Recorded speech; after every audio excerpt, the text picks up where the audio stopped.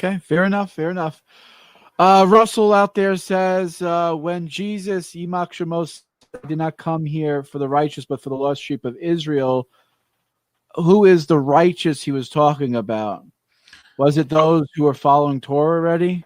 So we're not believers in Jesus here. I don't try to speak with authority regarding the New Testament. Now, what do I think it means? It's interesting how he considered the lost sheep of Israel better than a Gentile. This is why I think the New Testament is one of the main books that made a distinction that separated the world between Jew and Gentile more than the Torah ever did, because the Torah doesn't separate the world like that. It separates the world between Torah observant and not Torah observant. I think that's the instance that he mentions that when he's talking to one of the Gentiles. He calls her a dog, no? She seems interested. She seems like a decent person.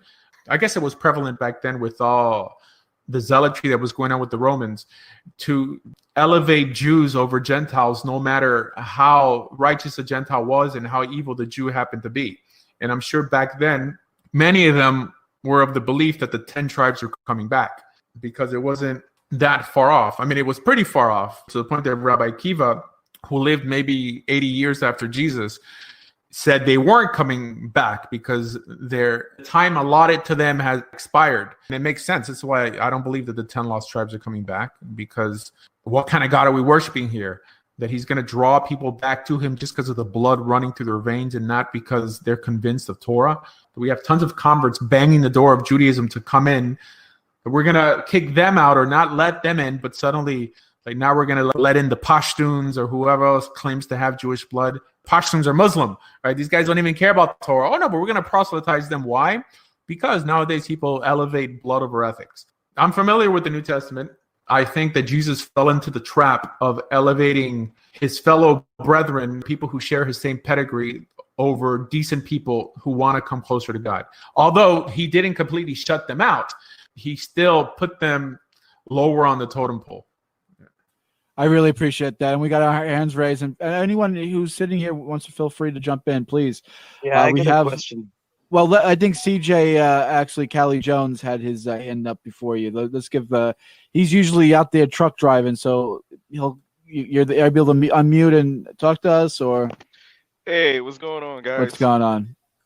Yeah, I just wanted to add to the conversation with Islam being and Judaism, that it just seems that the rabbi is just using the Islamic definition of, like a different faith or so. As in, they believe that the Torah is corrupted, and so therefore they're not Jews. So he believes that their message is corrupted, so therefore they're not Jews. I mean, it's kind of the same thing, right?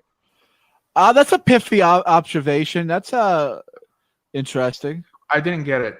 Well, I get. Go ahead. You want to explain what you were saying? Yeah. So essentially, Muslims say they're not Jews because the Torah is corrupted, and they have a better version, right? They have their own book. You're just saying the same thing, but in the opposite way. Where Islam is avodah zarah because they have their own book and it's different from the Torah.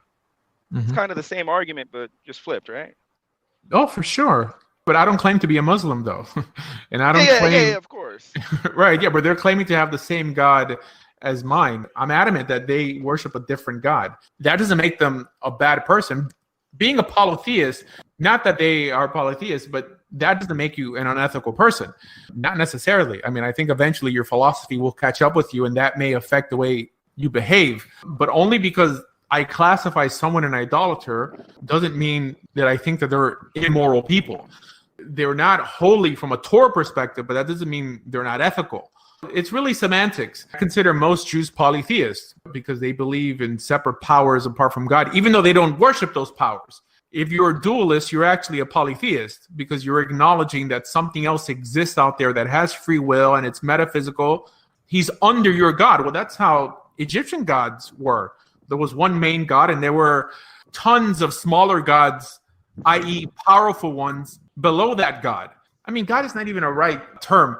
A powerful one that has free will and is metaphysical. That is what a God is.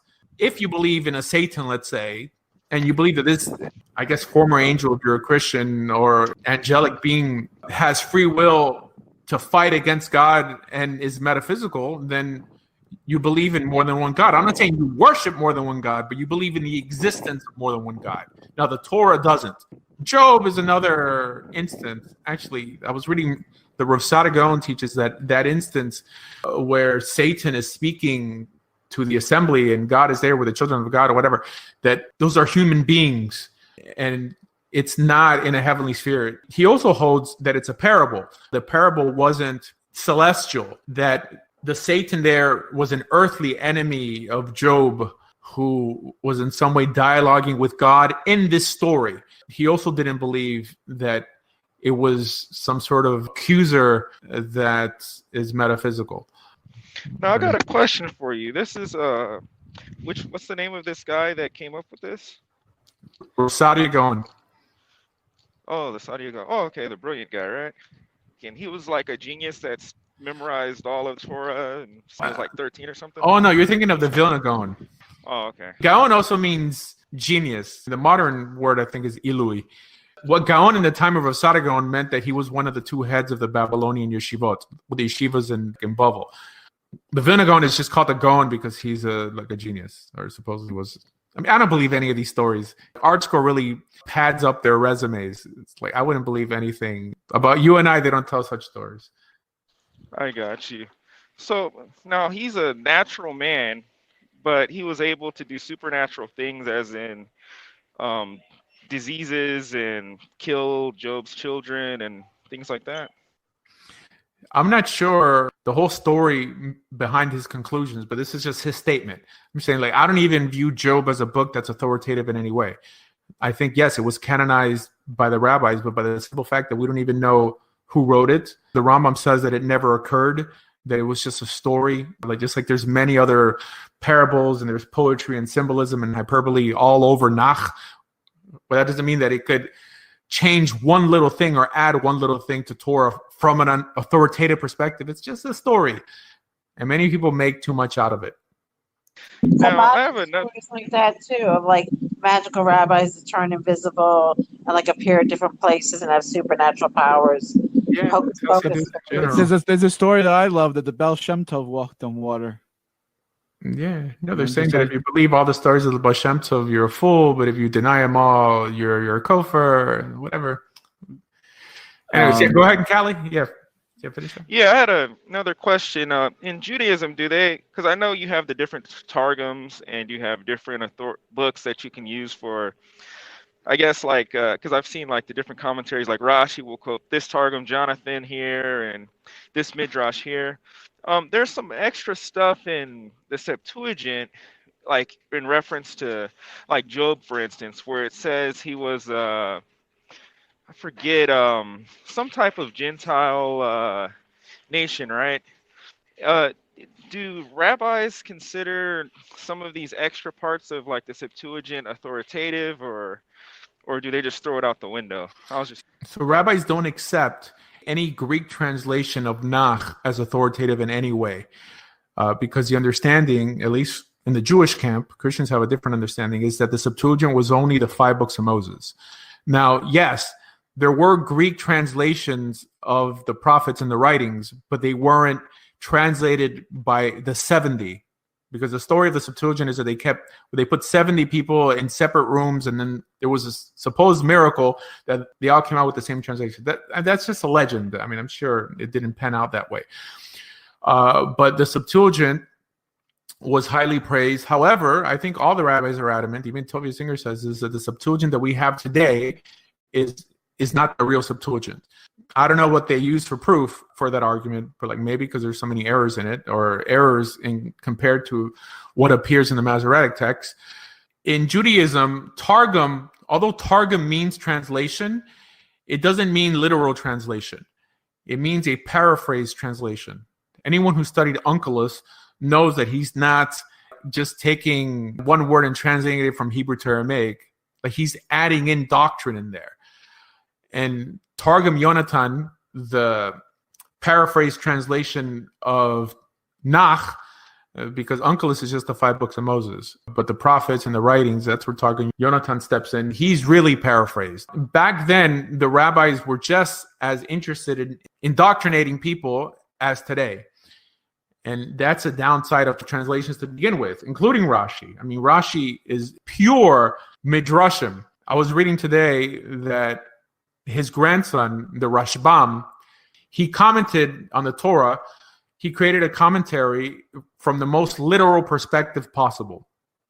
And throughout his commentary, he would attack his grandfather. In Genesis chapter 49, when it talks about Shevet Dan, that they're like a snake on the road ready to strike, this and that. And then Rashi steps in and says, oh, this is talking about Samson, that Samson, Shimshon, is the fulfillment of this supposed prophecy. Then the Rashbam says that anyone who believes that doesn't know how to study Torah. He quotes his grandfather and basically calls him an idiot for making such a connection. But these are things that people never talk about, that amongst our big rabbis, there's no monolithic understanding on how any of this is understood. The Ibn Ezra, also in Bereshit, he makes a statement, and he quotes Rashi as well. I can't remember where it was, but Rashi ties in Gematria. Now, Gematria is very problematic, especially when you're using it in the Torah. For mystical rabbinic stuff, it doesn't really matter because it's outside the Torah. But if you're trying to interpret Torah with Gematria, it's a problem because the Torah, it says one thing and you're trying to drag it to point in a different direction. So the Ibn Ezra clearly states there, he says Rashi's wrong, that Gematria doesn't exist in Torah. Now that's the Ibn Ezra that makes a statement attacking Rashi. But of course, you have many rabbis online saying, oh, Rashi is oral law. How can it be oral law when other people who are also oral law, supposedly in their opinion, are disagreeing with them? This just shows the stupidity in the religious world nowadays in their attempt to tie rabbinic understandings of scripture all the way back to Torah. Torah is Torah. It behooves you to study Torah without a commentary. Just study it on your own. The problem with commentaries, like midrashim in general, the reason we have midrashim is because the rabbis are trying to tell you what's important. They're trying to teach you important lessons. As much as I appreciate their efforts, I'm not in religion to learn lessons from human beings. Okay, I could appreciate their advice, but they better present it as advice and not try to rewrite my Torah. Torah's Torah, and everything else is commentary. But you have to acknowledge it as commentary. Like if you're saying that Rashi is Torah, well, then we have a problem because Rashi didn't live till like the 1100s. Okay, he wasn't a Tana, he wasn't an Amara, he wasn't one of the Zugos. That's part of the dumbification in the Jewish world. Torah is Torah, and also we don't learn how to keep halacha by studying Rashi or commentators. We learn how to keep halacha by studying codifications of Mishnaic literature. Well, lest someone would say, like, how can you know how to study or live out Torah without Rashi? The Rashi's not trying to tell you how to live Torah. He's trying to tell you how to understand Torah. It's two different things. To learn Torah, we study halacha. Rashi is not halacha. Now, yes, Rashi has a commentary to the Talmud. That's something else. Rashi is a commentary to our source material. Because many people would say if you try to exclude a commentator from the mix, that you're a fool because you don't know how to understand Torah or keep Torah. Like, we don't learn how to keep Torah from commentators, okay? That's a rule. But all this stuff you guys should be writing down, so when someone challenges you, you could bring it up and kind of make them look silly. That was nice. That was a nice little